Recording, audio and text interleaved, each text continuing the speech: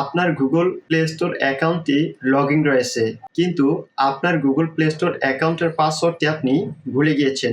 এখন চাচ্ছেন আপনার গুগল প্লে স্টোর অ্যাকাউন্টের পাসওয়ার্ডটি রিকভার করতে।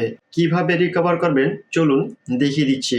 গুগল প্লে স্টোর অ্যাপস বা অ্যাপ্লিকেশনটি ওপেন করবেন। গুগল প্লে স্টোর অ্যাকাউন্ট আইকনটিতে ট্যাপ করবেন। এখন ম্যানেজ ইউর গুগল অ্যাকাউন্টে ট্যাপ করবেন। এখান থেকে গুগল পাসওয়ার্ডে ট্যাপ করবেন।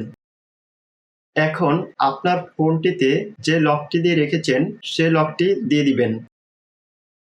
এখানে নিউ পাসওয়ার্ডের ঘরে আপনার এই প্লে স্টোর অ্যাকাউন্টের জন্য নতুন একটি পাসওয়ার্ড দিয়ে দিবেন, তবে সর্বনিম্ন 8 সংখ্যার একটি পাসওয়ার্ড দিবেন এবং একটি স্ট্রং পাসওয়ার্ড দিবেন।